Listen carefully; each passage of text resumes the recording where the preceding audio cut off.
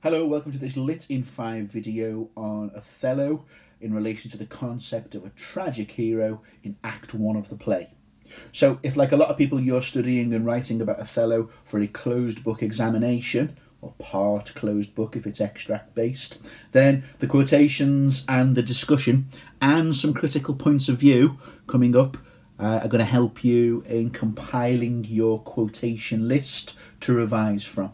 Now, it should be your quotation list. They work best when they speak to you, they make sense to you, and they're tailored to your own learning style. Whether that's listening to quotations that you record and play back, whether you're a visual learner and you memorize them, whether you have a combination of those or you use some kind of highlighting method. However that works, you need to stumble across the way which works for you. Okay, you can't kid yourself that you don't know your best learning style, otherwise you haven't got one in place and the exam will be that much more difficult. So hopefully these will help, but they are not the be all and end all, because we're not talking about each and every line in the play. That's not good revision either. So let's move on, and hopefully you'll find this of benefit to you. Okay, so our first slide then is taken from a brilliant, very recent article, September 2020, from a professor at Oxford University of early modern literature. So we have an extremely prestigious source worth listening to here. And this was published in e-magazine very recently. It's got some great ideas, which I'm going to use to preface some key quotations coming up, and it's just brilliantly and clearly written. So thank you, Professor Das, for doing that and taking the time out of your Oxford schedule to give us some key ideas here. So let's zoom in and have a look at some quotes I've distilled from that article. You could read the whole thing if you want. If you have access to the English and Media Centre magazine, ask your teachers about that. So Shakespeare's audience arrive at a play where they hear about the main character is a Moor, and as Professor Das is talking about here, the audience will arrive with expectations of what they are going to see in terms of the eponymous hero of this tragedy. Very key things to look at here. I'm going to start with this one first of all. So the Renaissance stage had reflected these perceptions. I'll talk about these in a moment. The dedicated Elizabethan theatregoer would have seen Shakespeare's own arch-villain, Aaron, or Aaron, depending on how you pronounce that, different ways of pronouncing that name, in Titus Andronicus, another of his plays in the 1590s. Aaron is a grasping, malicious character who has more similarities with Iago than Othello. So I think it's very important to talk about these preconceptions, these expectations the audience will arrive with. And of course, we don't meet Othello until Act 1, Scene 2. So these perceptions, which I'll talk about in a moment, are already being strongly shaped by Iago in Act 1, Scene 1. So we'll look at a few of those in a moment. Oh, and Rodrigo as well, of course. But have a look at what Professor Das talks about here. There was a certain glamour as well as fascinated fear associated with these exotic figures of the Moor. They came from a powerful, affluent nation. So we're going to see some quotes in a minute where, even though he has been a slave previously, there is a certain greatness and kind of grandeur and self-confidence and assuredness in Othello about his position and his status. He doesn't come from humble origins, or the nation which he originally arises from is a powerful, affluent one.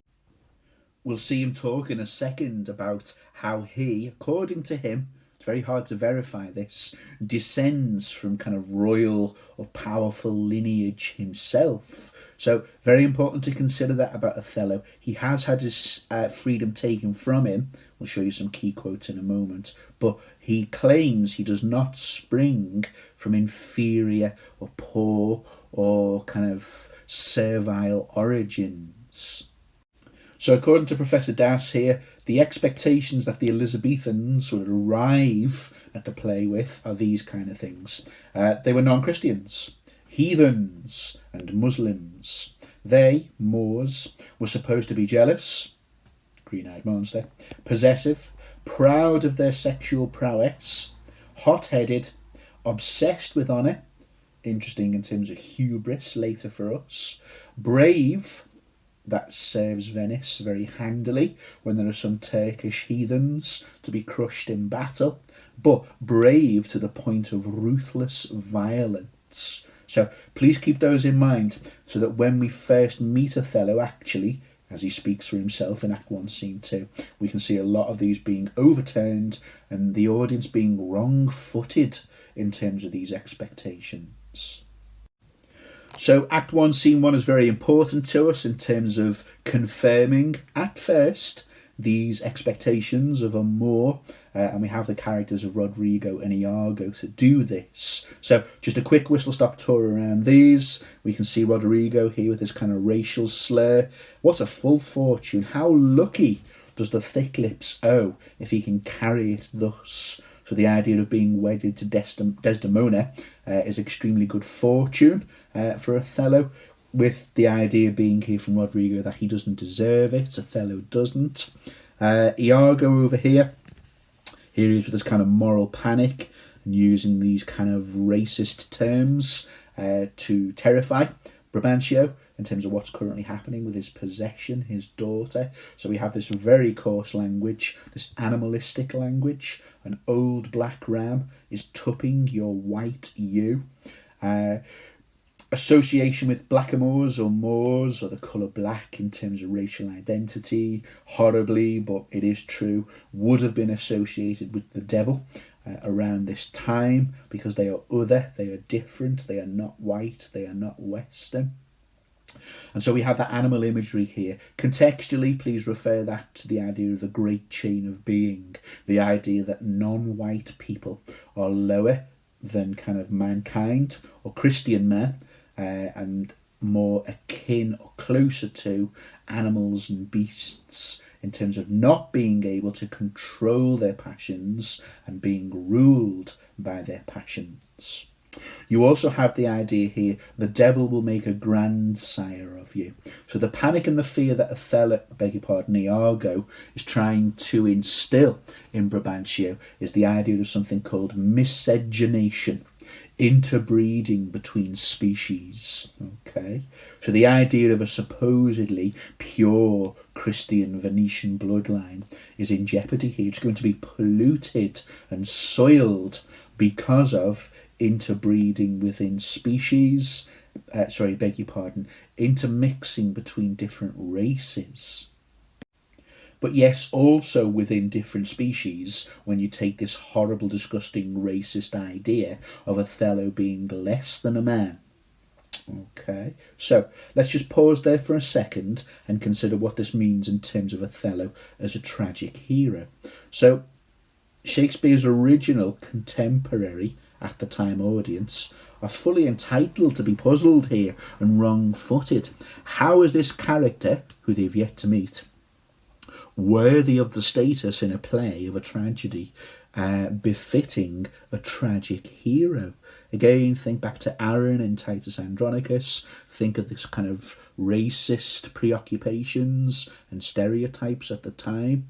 So very puzzling initially at first for the audience to be considering how this character is worthy of the status of tragic hero.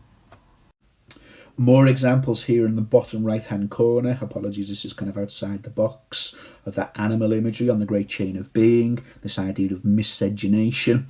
Iago knows exactly how to manipulate and generate fear in kind of this idea of Desdemona being a possession and spoiled and ruined by someone seen as subhuman, as animalistic.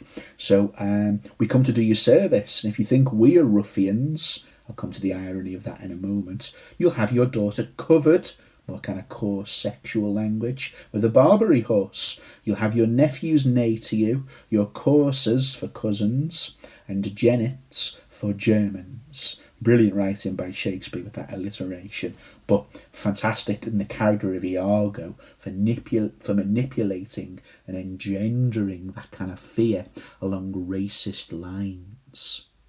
More of that over here as well, confirming those impressions that an audience would have. A lascivious Moor.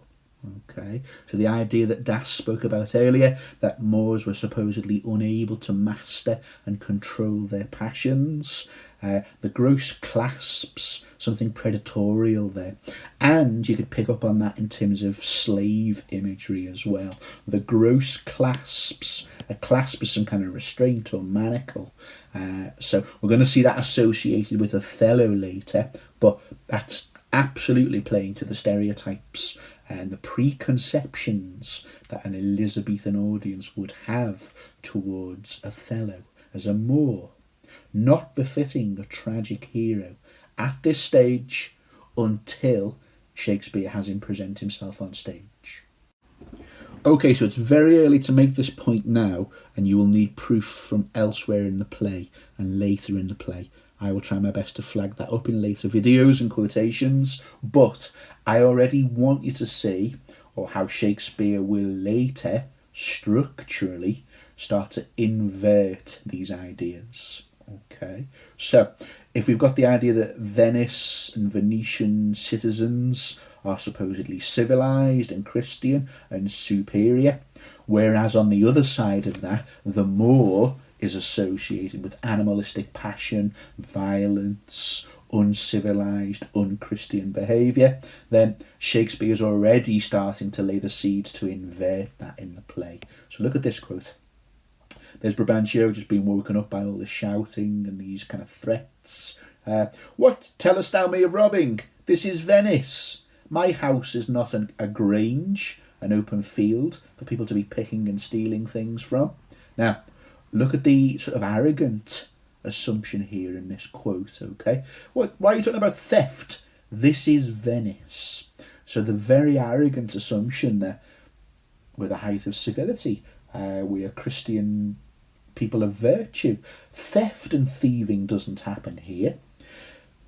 This is already starting to be subverted and inverted by Shakespeare.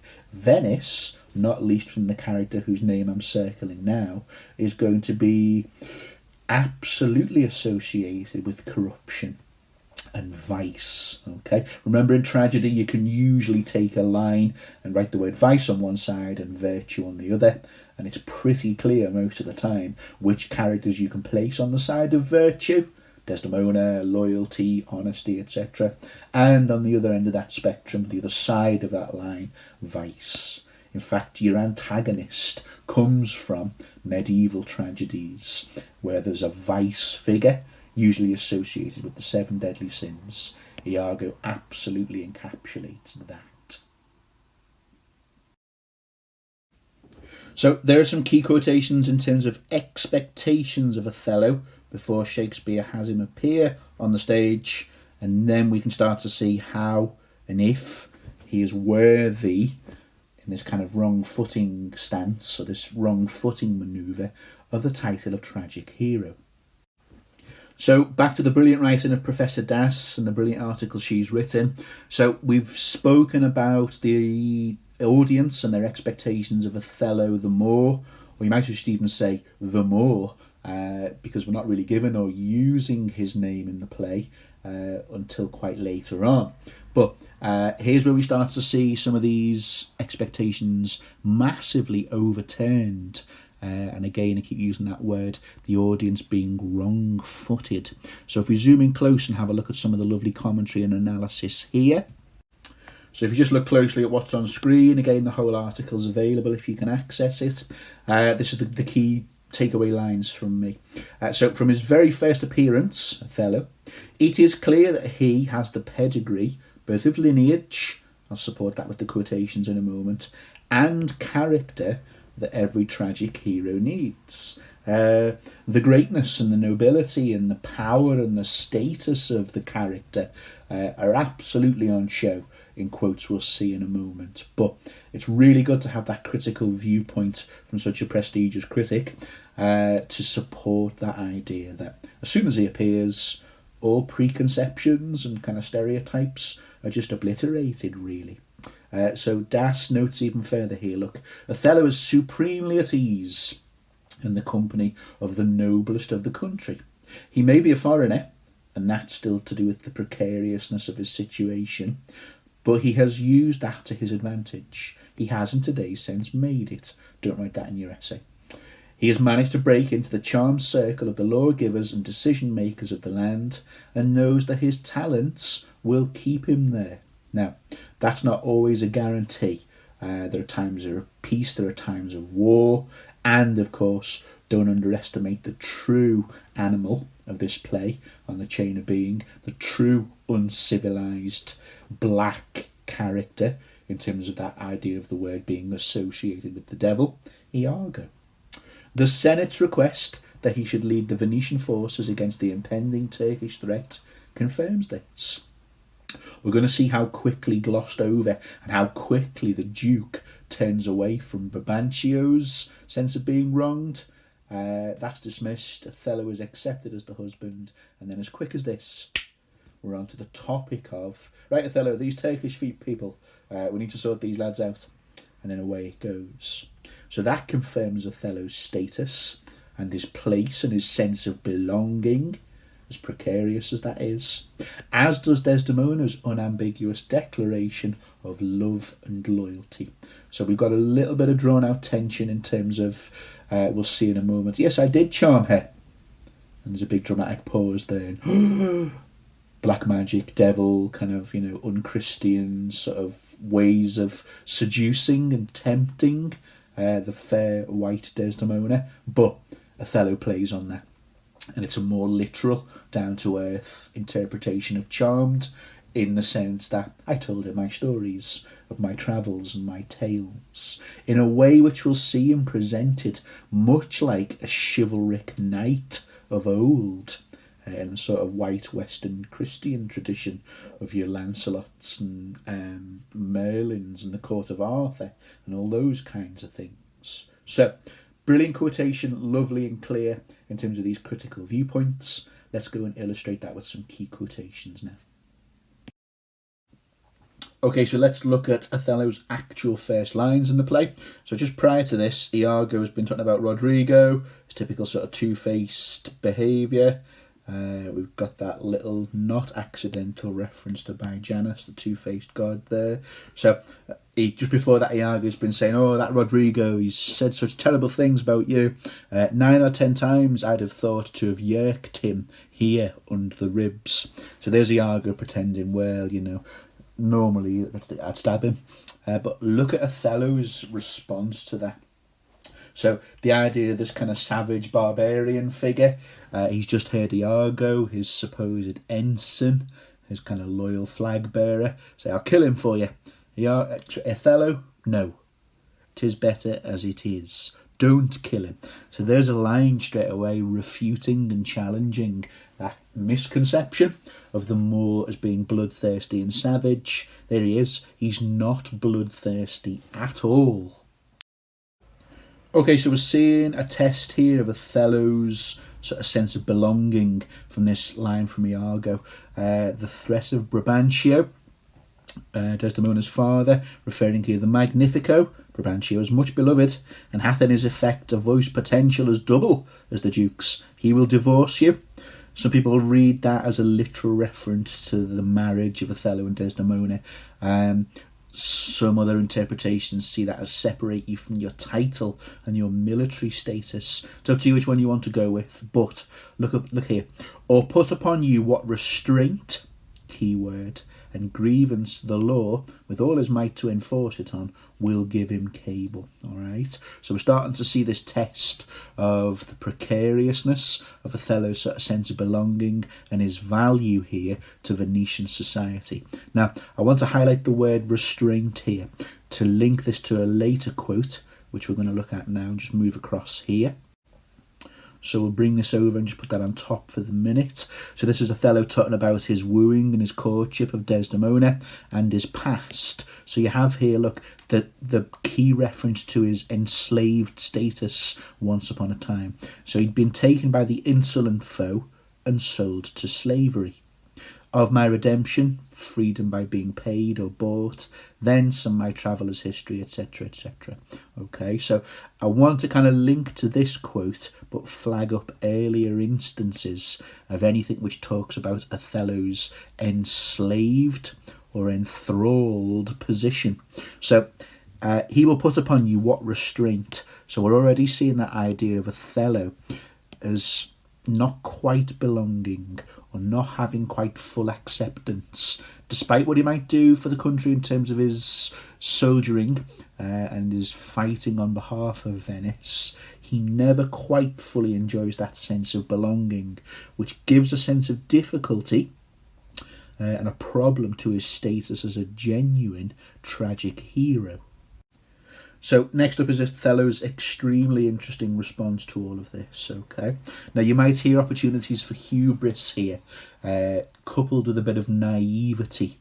So given that precariousness of his belonging to Venetian society, given how they partly or mostly embrace him as one of their own, look at his response here. Let him, Brabantio, do his spite. My services, which I have done the signori, shall out-tongue his complaints. So already a sense of confidence and self-assuredness there, which may, in your opinion, start to lapse into a bit of hubris, a bit of arrogant pride. Okay, but have a look at that and link that to what we saw from Professor Das earlier on.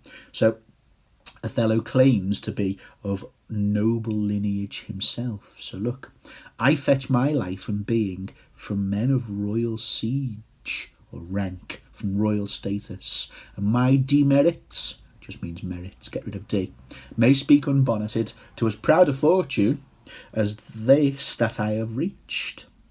Okay, so there is Othello saying, nobody knows yet, I don't like to brag about it, but I come from a royal family, and I also come from noble traditions. So maybe that contributes to his sense of status as a tragic hero here, that his previous sort of Moorish ancestry, very hard to verify, almost impossible really, but we kind of have to take him at his word on that, that he is also of noble lineage. So just to recap on that, not the bloodthirsty animalistic barbarian as we saw in the first quote up the top. Also, he claims to have royal lineage, and he's not intimidated by Iago's claims that Brabantio can quickly turn and make Othello an outcast here in terms of Venetian law and Venetian society. Another interesting line here, a moment in this quotation, which again is quite ambiguous, but no matter which way we choose to interpret it, we can link it to this idea of being free, a man who is not enslaved and has his own liberty and his own power to shape his own destiny and kind of path in life here. For no, Iago, but that I love the gentle Desdemona, I would not my unhoused free condition. So there's his liberty, language to do with his own liberty, which contrasts that previous status as being enslaved and the possession of someone else. I would not my unhoused free condition put into circumscription.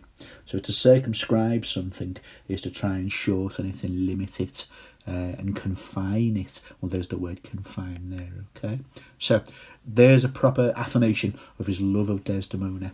And he says if he didn't love her, then, you know, that explains why he's willing to be housed, if you like. It's up to you whether you see that as the kind of fidelity of a married man. So is he saying he wouldn't give up his single free status if he didn't love Desdemona? Or you can also see it as I wouldn't give up my free status as a man to do what I wish. So there he is accepting his role as a soldier of Venice. Along with that comes the marriage of Desdemona. I think it's very clever how ambiguous it is, whether it does refer to the private life and identity of Othello, or it refers to the public life as a public servant, as a soldier. These two are deliberately confused, I would argue, and made ambiguous by Shakespeare in terms of this particular tragic hero. Final quotation here just across from this. It follows on straight from these lines that we've just mentioned. So there's Iago acting like a concerned, loyal comrade of Othello. Oh, you best go in, you best hide out of the way. Not I. I must be found. My parts, my title, and my perfect soul, nothing to hide, no guilt, shall manifest me rightly. Is it they?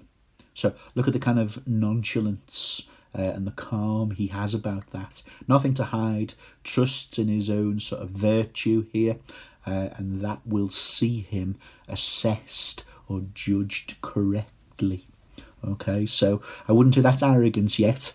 I wouldn't bring that one into hubris. I would suggest that just self-belief in his own righteousness and his own virtue at this stage. Okay, so the main speech here from Othello in the opening act is where he's defending himself against these accusations and explaining the story of his courtship and how he and Desdemona came to be a couple and how they wedded. So remember Professor Das earlier on, Othello is supremely at ease in the company of the noblest of the country. So he is comfortable defending himself here. He's possibly a little bit disingenuous here in the sense that I am little blessed with the soft phrase of peace. He's trying to make himself out as a bit unrefined, which is very different from barbaric and savage. He's just claiming he's not the most eloquent speaker, but he's being a little bit disingenuous here because Shakespeare has him deliver an extremely well-crafted piece of rhetoric here, the art of public speaking and persuasion. We're obviously in iambic pentameter here, so there's another way in which Othello has been slightly not too honest. Please don't drag that into the realm of Iago's level of dishonesty. He's just kind of being a bit false modesty. Yeah, I don't speak very well, mate. And then out comes this beautiful kind of crafted piece of rhetoric here to convince and just completely squash the idea that he abused or abducted or won Desdemona by false means. So his eloquence here is another thing which absolutely categorises him as being worthy of the title of a tragic hero, despite all those misconceptions the audience will have arrived with. Now Shakespeare has Othello be very clever here and quite shrewd. Again, I don't want to push that into cunning, manipulative, Machiavellian. It's not that kind of cunning or intelligence. So within this speech where he has to defend himself, if you notice, he makes frequent reference to his status and his value as a soldier. Okay, so these arms of mine had 7 years' strength, till now some 9 moons wasted. So 7 years and 9 months. They, my arms, have been used their dearest action in the tented field. So, I've served you, I've been a loyal servant here, I'm a really good soldier. And of this great world can I speak pretty much no more than pertains to or links to feats of battle and conflict. So I'm not really going to be very good at defending myself. By the way, I've mentioned that I've done lots of battles and I'm a really good soldier. I thought I'd mention that. And then look at his deference here, his kind of respectful service to his masters. Well, he even uses the word masters, look. Yet by your gracious patience, if you'll let me, very deferential, I will a round unvarnished tale deliver. So images of Othello here, humility, a respect for authority of his masters. He knows how to speak in flattering terms towards those who afford him his status and his power. So he shows them respect. Now, if we look here, this is quite a tricky one to understand, but if I fill in a gap here, it might help. Yet by your gracious patience I will tell you a round unvarnished tale of my whole course of love. Don't be fooled by this bit here. Imagine in this bit something that says, I will tell you all about what drugs, what charms, what conjuration, and what mighty magic I have won his daughter. Okay, so he says, well, I'm accused of using drugs, charms, conjuration, and mighty magic. That's what I've been charged with all. So I'll tell you about the drugs, the charms, the conjuration, and the mighty magic that I have used. Now, the audience are wrong-footed yet again here. So Shakespeare's taking those expectations of what the Elizabethan audience, Jacobean audience, would see in terms of a Moor, or think they knew in terms of a Moor, when we later find out the mighty magic, conjuration, charms and drugs are no more than words. The tales of his exotic travels and his fascinating sort of adventures he has. Okay, so another key speech from Othello here in Act 1, Scene 3. And it's more of this work that is showing Shakespeare to be affirming Othello as a genuine or bona fide tragic hero, even despite all these problems with race and belonging and identity and audience expectations. So in her article, Professor Das talks about the expectations again of Elizabethan audiences, and she says that Othello would inspire, quote, a mixture, or be seen as, sorry, a mixture of the fascinating and the dangerous. So in this long speech here, we're definitely seeing the fascinating side of Othello. So Brabantio is obviously annoyed at the idea of a marriage behind his back without his permission as the father, and of course the elements of race and miscegenation again. But look closely at the language here that Shakespeare has Othello use in this key speech. Her father loved me, often invited me, still questioned me, the story of my life. I ran it through, I told him, from beginning to end, when he bade me tell it. So look at the active verbs here, showing that Brabantio has a role in this. He can't fully complain about the union and the affections that Desdemona and Othello developed to one another. He invited Othello in to talk about his experiences, this mixture of the fascinating, or this element of the fascinating that Professor Das talks about. So he loved me, okay, invited me, can't argue with that, still questioned, asked more questions about it, bade me, so instructed me to say more, and the consequence of that is Desdemona hears it and falls in love and develops empathy and sympathy towards the oppression and the suffering and fascination for the fantastical things Othello has witnessed and lived through. That is the only witchcraft I have used.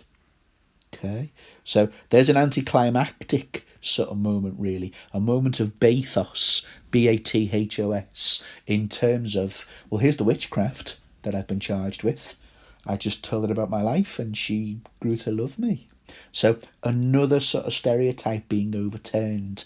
But please understand also the role of Brabantio as Desdemona's father in inviting and bringing this world inside their lives in Venetian or Christian Venice. Okay, so let's look in a bit more detail at the sort of exotic and fascinating nature of Othello's adventures here. I don't just mean to me or the audience, although that is the case too, but more significantly is how exciting this is to Desdemona. So we'll see some language associated with that here. So, as I've mentioned before, critics often liken Othello's exploits here, or the tale of his exploits, as those mirroring a sort of chivalric knight of the court of Arthur. So this is another feature which absolutely qualifies or testifies or affirms his virtue as a tragic hero. Look at the sort of wonderful things he's got up to here. So, of accidents by flood and field, disastrous chances, hairbreadth escapes in the imminent deadly breach, when enemies break through this sort of protective barrier of castles or what have you. So being attacked, essentially. Being taken by the insolent foe, sold to slavery we've mentioned. His redemption of being purchased and being bought to gain his liberty once more. Vast caves, Antra's caves and deserts idle, rough quarries, rocks, hills. And then the really fantastical stuff of the cannibals that eat each other, the anthropophagi, these are the cannibals, and men whose heads, these kind of gross deformities, grew beneath their shoulders. Now, this is much more exciting than the daily conversations about life in Venice. So look at the effect on this on Desdemona. This to here would Desdemona seriously incline. So no wonder she's gripped and fascinated. This is not, run-of-the-mill stuff. But she'd have her duties, and then away she'd go. She'd come again, and with a greedy ear devour up my discourse. So notice the way Shakespeare is using the language of appetite here in relation, and these active verbs. To come, she's in charge of visiting him again. She would incline. You could change that in terms of active and passive, I guess, in the sense that she feels compelled or had no choice to, given how fascinating and gripping these tales are. This next point here, just where Shakespeare uses this caesura, that's when your active and passive starts to change. Okay, so Desdemona's been active in her pursuit of hearing more of Othello's stories. But look at this, which I, observing, active verb, took, active verb, once a pliant, a convenient, suitable hour, and found good means to draw from her a prayer of earnest heart, that I would all my pilgrimage dilate. So when you're looking at these active and passive verbs, Shakespeare's establishing the idea that this is not abusive, exploitative, an older man preying on the innocents, if she is innocent. She's very bold and forthright. She defied her father. It's a reciprocal relationship, okay? Their feeling and affection and interest in each other is mutual and reciprocal. But notice how when he starts noticing she is fascinated, he pursues that. I took a pliant hour. I found good means to draw from her. Now this is some kind of a lesser form, I guess, of enchantment. Just in the same way that if I'm telling you an interesting story, you might be gripped. So the story drew from her a prayer of earnest heart, that I would all my pilgrimage dilate. So here's where I think you can see the relationship is reciprocal. She wanted him to tell all, to dilate, to open out all of his pilgrimage and his journey, whereof she'd heard bits and pieces, but not fully, not intentively. Now look at this. I did consent.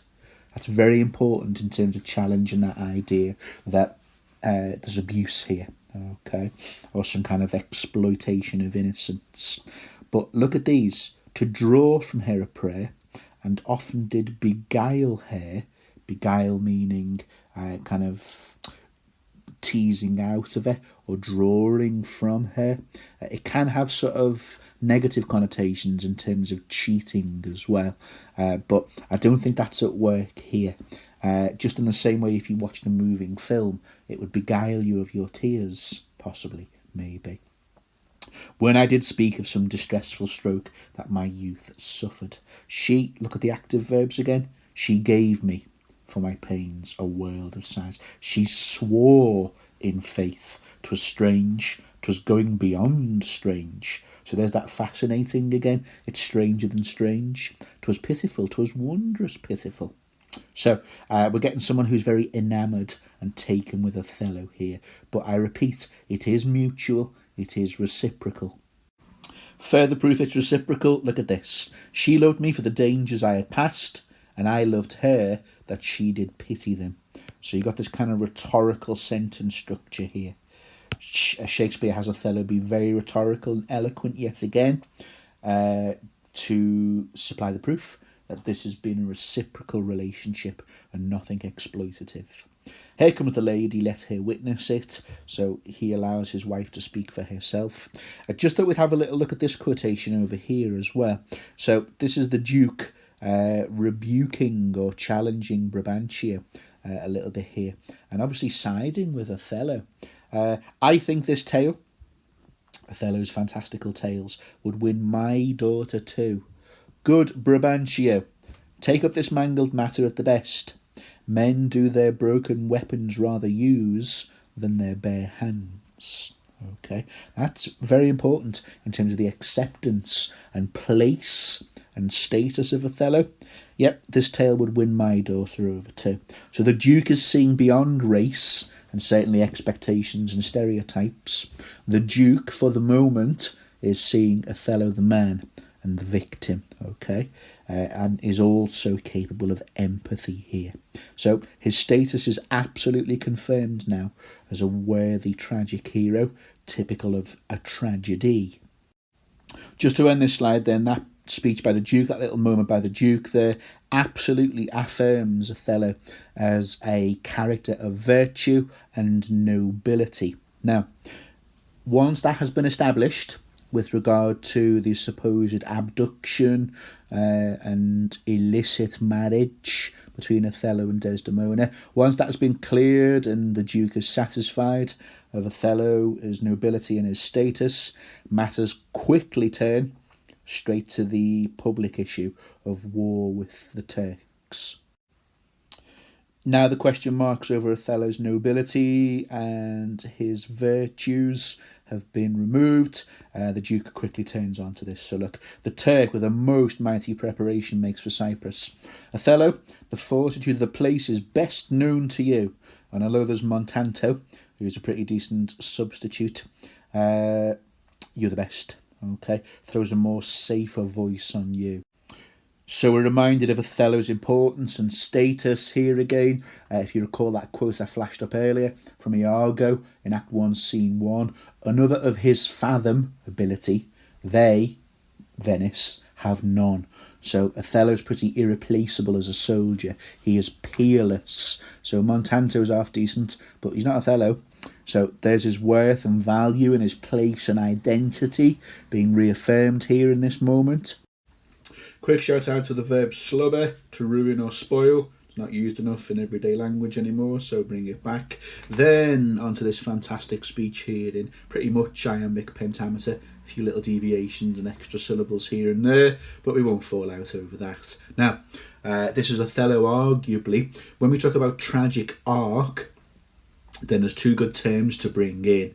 So if you're looking at that kind of movement for a tragic arc, for a typical tragic hero, then at the top, something called the zenith, the height, or, you know, a peak sort of status and important, and the bottom being the nadir, the very lowest points. So when you're doing your extracts, it's good to kind of chart that whatever chunk of it you're given, try and see whereabouts and gauge it. So falling from, reaching at the complete nadir in terms of when things are at their worst for Othello. Good to talk in those terms. But this particular speech here, absolutely brilliant. So look at his status and his power and his strength here as a weapon of war. And, you know, completely invaluable to the Venetians here. The tyrant custom, most grave senators, hath made the flinty and steel couch of war my thrice-driven bed of down. So most people sleep on lovely eider-down quilts and a soft bed. Nice memory foam mattress for all the Venetians. Othello? No. The flinty flint and steel couch of war is the thing that I've laid down on 3 times, so I'm used to a tough life. I do recognise in myself a natural and prompt speed and adeptness I find in hardness. Okay, so I understand that I have a skill at dealing with things quickly and smartly in the field of war, and do undertake these present wars against the Ottomans. Look at the power, look at the strength. You might see it as a bit boastful, but he is describing himself right and true. So I am a weapon of war. I am hardened and accustomed to the demands of war. So I understand that you need me now and you need me to go and do my war thing. Don't say that in your essay. Okay. Look at these verbs of service and reverence and deference for his rulers, the people who afford him his position of power and status. I do undertake, most humbly bending to your state. And there's this kind of level of dutiful behaviour. Look at the juxtaposition here then. So yeah, I'm right for war, I'm your man, I'll go and smash up the Turkish people. Look at this though. Most humbly bending to your state, I crave fit disposition for my wife. So I think Othello is wise enough that he trades on this, in the sense that, you know, I'm granting your desires and seeing out your wishes. You need me for your kind of war and your conquest and your power. I'm going to use that, and I'm going to barter that my wife is taken care of in my absence. So make sure she has due reference and place of exhibition, with such accommodation and besought as levels with her breeding. So interesting that Othello knows his worth here. What we're getting at here with this start to this speech, though, is maybe bordering on the idea of hubris. So in some sense it's just right and true, he knows his status, but is there a little bit of overconfidence here in his ability as a soldier? He's never beaten in combat, that's not what I'm saying, but there's a certain sort of tone of arrogance you might detect here, but I'll leave that to your judgment. Even if you don't see this as verging into the area of hubris, you can have a stage before that, which is just pride. So we're starting to see here, and we'll see it on the next slide as well, the importance of Othello's reputation here is extremely important. So you know me as a man of war, you've called me to go and do your warring. I will rise again to the challenge and the task you have set me. I think on the next slide, we do start seeing this verge into slight levels of hubris and excessive pride, which is starting to veer into arrogance.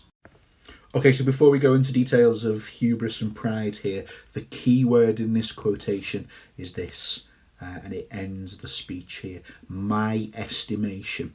So my reputation. Now, let's start considering this in terms of tragic hero, hubris, pride, arrogance. And that quote we had earlier from Arthur Miller, in terms of the tragic hero's struggle, is to find and maintain or obtain or regain, depending on which particular tragic hero it is, their place and identity in the world. So we're starting to see a very important aspect here in terms of Othello's eventual peripeteia.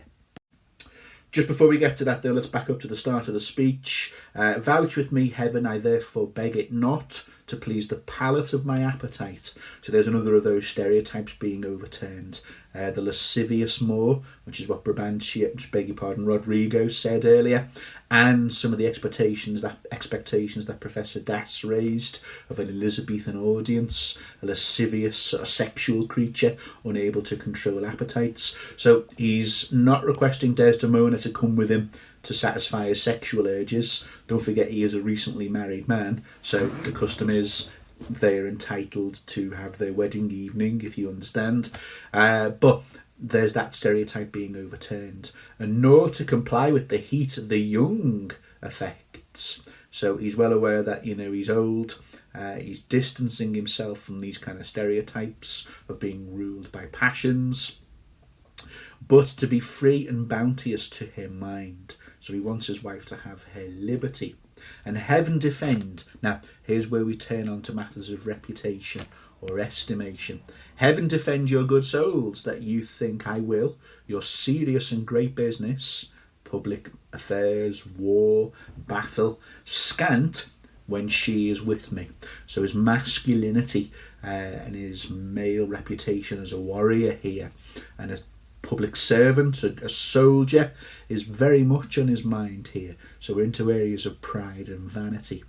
No, when light-winged toys, when flighty distractions, which is kind of what he's referring to in terms of love and matters of the heart, confirmed here with the imagery, look, of feathered Cupid, seal with wanton dullness, cloud my eyes, which should be dutifully alert. So I've got to be alert as a soldier. I'm not going to have my vision and focus sort of softened by feathered Cupid. My speculative and offist instrument, there is eyes of war, that my disports corrupt and take my business. So if I ever kind of fail in my duty as a soldier due to matters of the heart, or love, or affection. Let housewives make a skillet, a saucepan, a frying pan of my helmet, kind of as, uniform of battle. And all unworthy and base adversities make head against my estimation. Okay, very important lines here. And in a sense of a tragedy, tempting fate. So the emasculation here, let housewives make a frying pan of my helmet, that foreshadows the idea of cuckoldry. So we'll see later, when we do later videos on Othello, he panics and is in mortal dread that he can never command troops. I'll never set a squadron in the field again, I think he says. I'm paraphrasing, not word for word there. So we are seeing that idea of Othello's estimation is an hamartia. His pride, his hubris, his sense of his own identity being tarnished by a supposedly, not the case, adulterous wife, sees the ruin of his masculine identity. But please keep an eye on this idea of his helmet being made of frying pan or saucepan. Is very similar to the cuckold horns that Iago will start to infect Othello with later on. Also worth noticing here that imagery in terms of sight and clarity as well. So when light-winged toys of feathered Cupid seal with wanton dullness my speculative and officed instruments. So when love clouds my perceptions and my vision and my sight. So most tragic heroes are affected by the area of blindness, an inability to see better, as Kent commands King Lear in the play King Lear, a tragedy which is obsessed by the idea of sight and blindness. This is precisely one of the areas which Iago will target, of course. He completely understands that matters of the heart, jealousy, will seal with wanton dullness my speculative and officed instrument, to the point where Othello will see the loyal Desdemona as an adulteress. So an interesting other hamartia there. Pride, hubris and arrogance, but also the Achilles heel of love and matters of the heart as an area that a Machiavellian villain can target. Last little discussion of these two lines here closing this speech. So we've mentioned the helmet and the frying pan. So he says, all indine, which just means, where's that gone? Unworthy and base adversities make head against my estimation. So all unworthy and low, that's all that base means, low, inferior adversities will make head, will kind of ruin or do battle, or make headway or progress, I guess that means, against, very warring kind of language of an opponent or conflict, against my estimation. I just wanted to zoom in on that adjective base adversities. So if I become less than a man, then these inferior opponents will destroy my estimation. If you know the play very well, then you'll hear and know, and these are one of the quotes you should have in your locker, the base Indian who threw away the pearl. So later on in the play, you'll have to get your numbers and find where it occurs. That's Othello's self-assessment, if you like, a moment of anagnoresis. He is the base Indian who threw away the pearl of Desdemona by suspecting her falsely of being adulterous. So interesting sort of parallel and connection there with that adjective base and the peripeteia and then eventual anagnoresis, the bitter realisation that Othello has that he's thrown away a treasure by listening to the wrong person. Very important parallel there.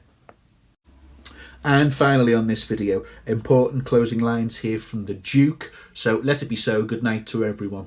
And noble signor, if virtue, right, very important that that abstract noun is being associated with Othello now. Remember this kind of idea of Act 1, does a lot of work to establish Othello as a worthy and noble tragic hero. If virtue no delighted beauty lack, your son-in-law is far more fair than black. So, sir, if goodness is beautiful, your son-in-law is beautiful, not black. Okay, so there's a bit of a sort of a riposte, a challenge, a rebuke towards Brabantio for being so racist and judgmental towards Othello. This absolutely confirms towards the end of Act 1, Scene 3, which is the end of Act 1, that Othello is a character of virtue. All right. So that's already set up in terms of the opposition of Iago, whose name means the moor killer, who is supposed to be, we're expecting, from Act 1, Scene 1, our virtuous character, our Christian, upholding Christian values. So we're already in this kind of morally complex ground. There's the parting shot from Brabantio. Look to him, or keep an eye on it. If you hast eyes to see, there's that reference to seeing again and seeing clearly. She has deceived her father, and may thee. So Desdemona, not a weak passive figure. She has defied or deceived her father. This is precisely what Iago will latch on to. He's still around on stage. Yes, he is. Hearing this. So this could arguably give him one of the means by which he's going to bring about Othello's downfall. Okay. So the reference to cuckoldry here, the reference to Desdemona's deception, Iago is kind of making notes here. He's a wonderful listener as well as he is a wonderful manipulator, and he uses these things to his advantage. But more of that on a separate video on Iago at a later time. Okay, Act 1, Othello is a tragic hero, done.